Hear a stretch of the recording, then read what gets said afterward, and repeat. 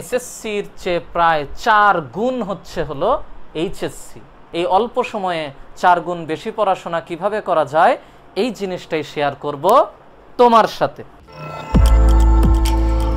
প্রথমত একটা জিনিস চিন্তা করো, তুমি যখন এসএসসিতে ছিলা তখন যে জিনিসটা হয়, এসএসসিতে আমাদের নর্মালি ধরো 9-10 এক সেট বই পড়ে আসছো এবং যেই বইগুলা ফিক্সড বোর্ড অনুমোদিত বই, সেই বইগুলাই তুমি পড়ছো, প্র্যাকটিস করছো, একদম ভাজা ভাজা করছো। কত সময়ের মধ্যে? 2 বছরের মোটামুটি বেশি সময়ের মধ্যে। তার মানে তোমার এসএসসি ছিল কিন্তু 2 ইয়ার্স প্লাস টাইমের মধ্যে তুমি জাস্ট এক সেট বই পড়ছো। ঠিক সেই তুমি কয়েকদিন পরে এইচএসসি দিয়ে 2 বছরের কম সময়ে ফার্স্ট ইয়ারের এক সেট, সেকেন্ড ইয়ারের আলাদা এক set, first part second part, 2 ইয়ারের জন্য 2 সেট বই পড়তেছো। তাহলে এইচএসসিতে যে তুমি কি করতেছো, যে 2 ইয়ার্সের কম সময়ের মধ্যে তুমি 2 সেট বই পড়ছো। এসএসসির এক সেট বই ছিল ফিক্সড, কিন্তু এইচএসসির এই 2 সেটের মধ্যে আবার রাইটার আছে অনেকগুলা। মানে তুমি হয়তো একটা ফিজিক্স বই পড়তেছো, তার উপরেই বেসিস করে এনসিটিবি অনুমোদিত অনেকগুলা রাইটারের বই আছে। তুমি কেমিস্ট্রি পড়তেছো, সেখানে অনেকগুলা রাইটার আছে। ম্যাথ প্র্যাকটিস করতেছো, অনেকগুলা রাইটার। বায়োলজি, মানে যে বইয়ে যাও না কেন অনেকগুলা রাইটার আছে। তার মানে কি, ফার্স্ট পেপারের মধ্যেও অনেকগুলা রাইটার, সেকেন্ড পেপারের মধ্যেও অনেকগুলা রাইটার।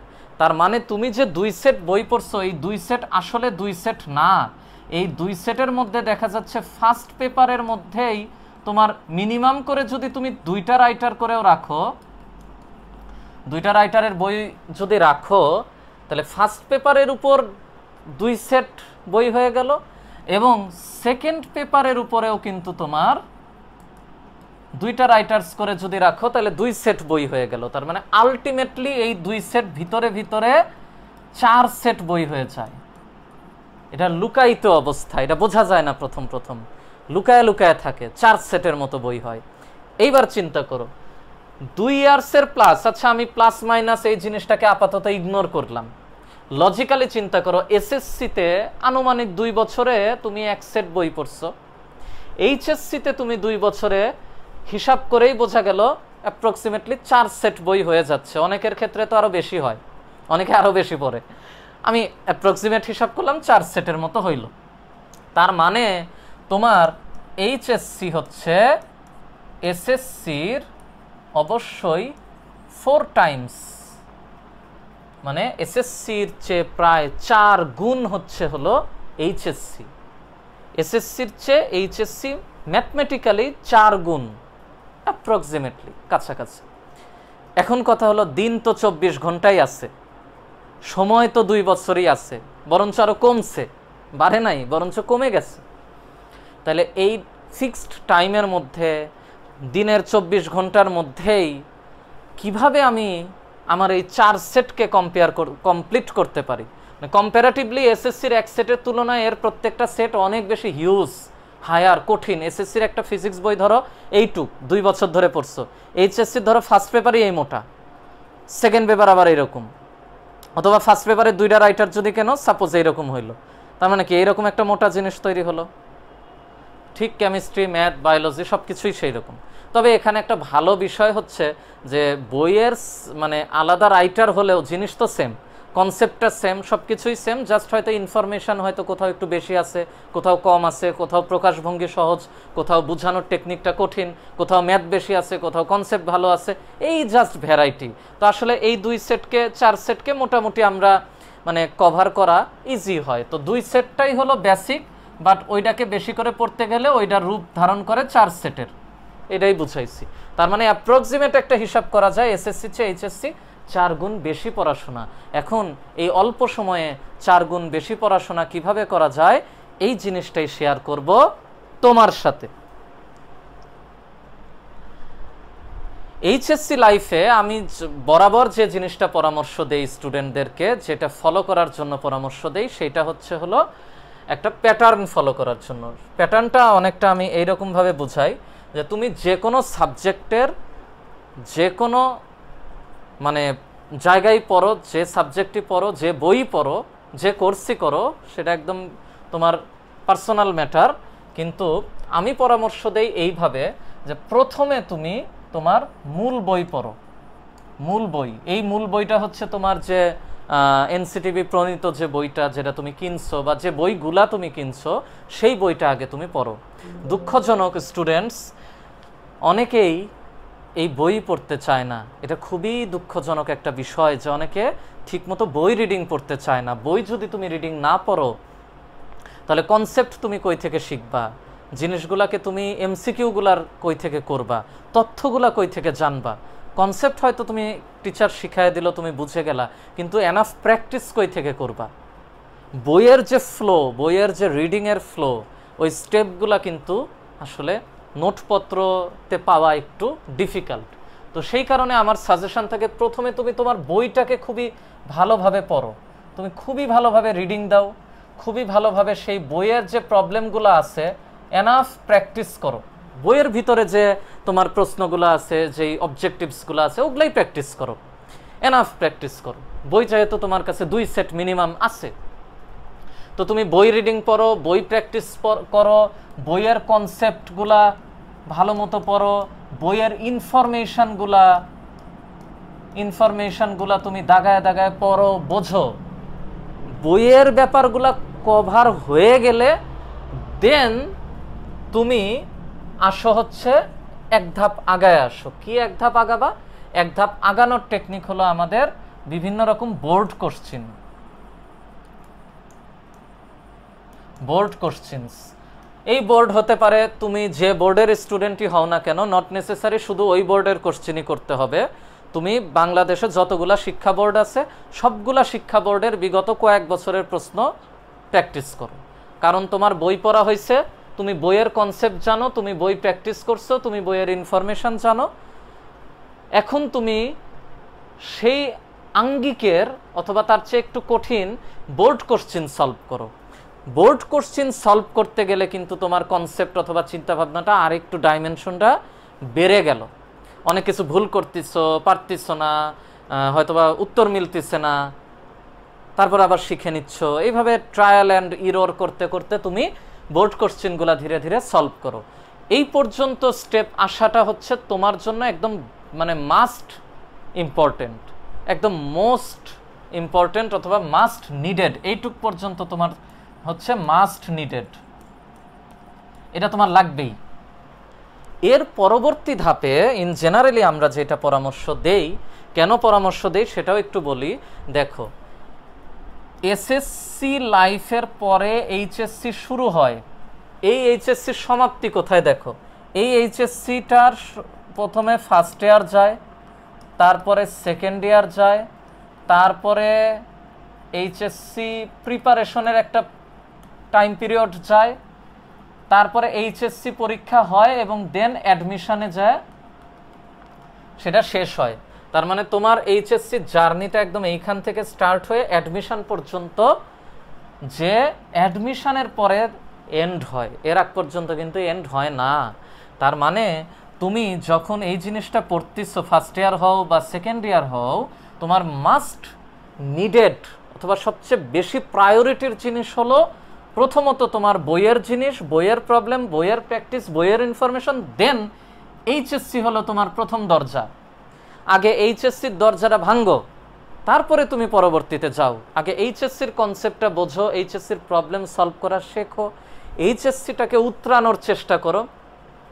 এইচএসসি যখন তুমি ওই যে বিভিন্ন বোর্ডের কোশ্চেন সলভ করে ফেললা, তখন আমরা তোমাকে পরামর্শ দেই, আমি পার্সোনালি খুবই এনকারেজ করি যে তুমি একটু করে অ্যাডমিশনের জিনিসের দিকে হালকা একটু পা বাড়াও। মানে তুমি এখনই অ্যাডমিশনের হয়তোবা 100% করতে পারবা না, এটা আমরাও জানি, এটা আমরাও বুঝি, কিন্তু অ্যাটলিস্ট তোমার এই পর্যন্ত নলেজ দিয়ে, এই পর্যন্ত নলেজ মানে হচ্ছে তোমার বই এবং বোর্ড কোশ্চেনের নলেজ দিয়ে অ্যাটলিস্ট তুমি অ্যাডমিশনের মোটামুটি 50% ইজ এনাফ, 50% তুমি কিন্তু ইজিলি করে ফেলতে পারো।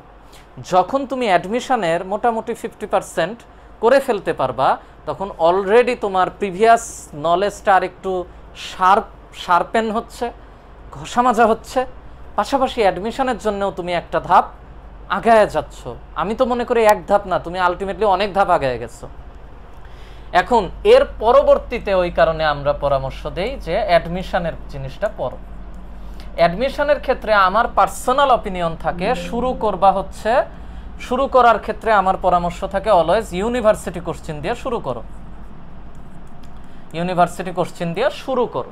ইউনিভার্সিটির মধ্যে তুমি শুরু করতে পারো জিএসটি দিয়ে, দেন তুমি RUA যাইতে পারো, তারপরে হচ্ছে CUA যাইতে পারো, জাহাঙ্গীরনগর ইউনিভার্সিটিতে যাইতে পারো, তারপরে তুমি ঢাকা ইউনিভার্সিটিতে যাইতে পারো। শুরুটা তুমি ইউনিভার্সিটির কোশ্চেন দিয়ে করো, কারণ ইউনিভার্সিটির কোশ্চেনগুলো তোমার এই এইচএসসির এর চেয়ে মোটামুটি এক ধাপ বা কয়েকটা স্টেপ অ্যাডভান্স। তো এইটা যদি ভালো পারো তাহলে আশা করা যায় এখানেও তুমি মোটামুটি একটা গতি করে উঠতে পারো, এবং বেশি আহামরি দরকার নাই, অ্যাটলিস্ট 50% তুমি চেষ্টা করো পারো কিনা, বাকি 50% পরে, সমস্যা নাই। পারলে ভালো, না পারলে হতাশ হওয়ার আমি মনে করি আপাতত দরকার নাই।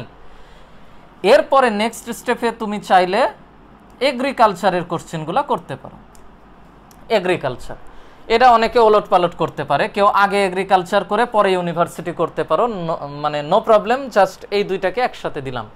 এগ্রিকালচারের কোশ্চেনগুলো তুমি সলভ করে ফেলতে পারো।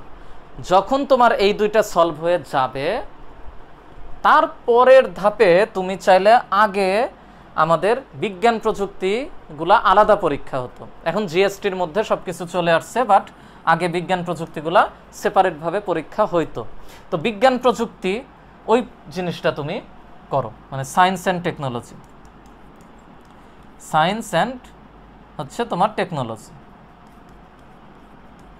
সায়েন্স অ্যান্ড টেকনোলজির প্রশ্নগুলা বা প্রবলেমগুলা তুমি করো। এই দুইটা ধাপে ভালো করার পরে তখন এইটাতে যাও, কারণ এর প্রবলেমগুলো আগেকার যে প্রবলেমগুলো ছিল একটু হলেও কঠিন, এটা বুঝতে হবে। এর পরবর্তী ধাপে তুমি একদম লাস্ট স্টেপে তুমি যাও, ইদার মেডিকেলের প্রশ্ন সলভ করো বা ইঞ্জিনিয়ারিংয়ের প্রশ্ন সলভ করো, বা কেউ যদি দুইটাই সলভ করতে চাও তার ব্যাপারটা ভিন্ন, বাট এটা সবার লাস্টে রাখো। প্রথমে তুমি এগ্রিকালচার বা ইউনিভার্সিটি দিয়ে শুরু করো, এটা আমার সাজেশন পার্সোনালি, যে ইউনিভার্সিটি বা এগ্রিকালচারের প্রবলেম দিয়ে শুরু করা, দেন ধীরে ধীরে সায়েন্স অ্যান্ড টেকনোলজির প্রবলেম করা, and lastly dedicated medical preparation বা প্রবলেম সলভিং অথবা ইঞ্জিনিয়ারিংয়ের প্রবলেম সলভিংগুলা করা। কারণ এগুলা একটু ট্রিকি হবে বা টাফ হবে, বা একটু প্রবলেমগুলো বড় বড় হবে, বা প্রবলেমে হয়তো অনেক লাইন জাম্প দেওয়া লাগবে, অনেক লাইন একটু হয়তো বা কনসেপ্টের চেয়ে একটু বেশি বেশি কিছু অ্যাপ্লাই করা লাগবে, বাট এইটা তোমার ওই জন্য স্টেপে সবার লাস্টে এইটা রাখছি, এইটা তুমি লাস্টে করো। এবং সব কিছু শেষ হয়ে গেলে তোমার দুইটা কাজ তুমি অবশ্যই করতে পারো। ফার্স্ট অফ অল, তোমার যেখানে তুমি পড়ছো সেখানে যদি এক্সাম হয় সেটা মনোযোগ দিয়ে দাও, আদারওয়াইজ সেকেন্ডলি যদি এক্সাম তুমি এনাফ না পাও তাহলে তুমি নিজ থেকে একটা করে টেস্ট দিবা, নিজে নিজে টেস্ট দাও একটা চ্যাপ্টারের উপরে। ধরো তুমি ফিজিক্সের ভেক্টর অধ্যায় দিয়ে শুরু করছো, তুমি ভেক্টর অধ্যায়ের উপর একটা নিজে টেস্ট দাও, স্টপওয়াচ ধরো, যে টাইমটা অ্যাকচুয়াল টাইম তার চেয়ে একটু কম সময়ে তুমি চিন্তা করো, করে তুমি মানে নিজে নিজে টেস্ট দাও, তারপর উত্তর মিলাও, না পারলে তোমার টিচারের কাছ থেকে বুঝে নাও। এই টেস্টটা হচ্ছে তুমি এই জিনিসটা এবং এইটা পরের বিষয়, এই দুইটা ভালো মতো পারছো কিনা এইটা ডিফাইন করার জন্য এই টেস্ট। এই ধাপ পর্যন্ত গেলে তো খুবই ভালো, একদম মানে তুমি খুব ভালো স্টুডেন্ট, তো এইটা চেষ্টা করবা, বাট এই পর্যন্ত তোমার জন্য মাস্ট নিডেড। এরপর নিজে একটা টেস্ট দিয়ে দেখো ওই অধ্যায়ের উপর তোমার কি অবস্থা, তখনই তুমি বুঝতে পারবা ওই অধ্যায়ের প্রিপারেশনটা তোমার প্রপার হয়েছে কিনা। এইভাবে করে যদি তুমি বইয়ের প্রত্যেকটা চ্যাপ্টারকে করতে থাকো তাহলে বিন্দু বিন্দু বিন্দু মিলেই কিন্তু সিন্ধু তৈরি হয়, বা একটা একটা ফুল জোড়া দিয়ে দিয়ে কিন্তু ফুলের মালা তৈরি হয়, একটা একটা অধ্যায় জোড়া দিয়ে দিয়ে কিন্তু গোটা বই তৈরি হয়। এরকম দুইটা বই মিলে কিন্তু ফার্স্ট ইয়ার সেকেন্ড ইয়ারের এইচএসসির ফুল প্রিপারেশন তৈরি হয়। কিছু বুঝতেছো?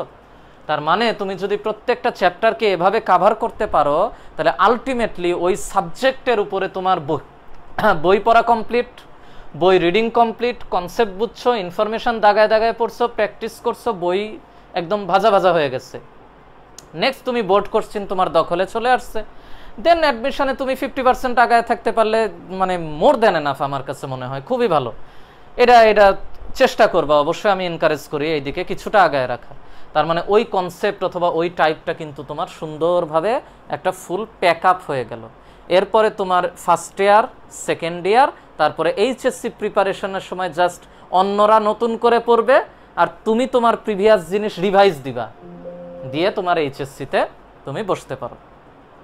এইচএসসির পরবর্তীতে অ্যাডমিশন, ওই জগৎটা আবার একটু ভিন্ন, এবং তুমি কিন্তু টেকনিক্যালি ওই জগতের 50% আগায় বসে আছো, তার মানে তুমি কিন্তু অলরেডি অনেক বেশি অ্যাডভান্স হয়ে গেছো। তো এভাবে আমাদের এইচএসসিতে পড়াশোনার সিস্টেম, মানে পড়াশোনা কি কি করা উচিত সেটা তোমাদেরকে একটা ধারণা দিলাম, অথবা কিভাবে স্টেপগুলো ফলো করবা সেটা তোমাদেরকে ধারণা দিলাম। নেক্সট এপিসোডে আমরা ধারণা দিব যে এই পড়াশোনাটা তুমি এই যে ওয়েতে তুমি পড়লা, এই ওয়েতে পড়ার সময় তোমার সহায়ক হিসেবে বা তুমি কি কি রিসোর্স ইউজ করতে পারো বা কিভাবে তুমি জিনিসটাকে ইউটিলাইজ করে ম্যানেজ করে আগাতে পারো, এই জিনিসগুলো নিয়ে আমরা ডিসকাস করব হচ্ছে নেক্সট ভিডিওতে।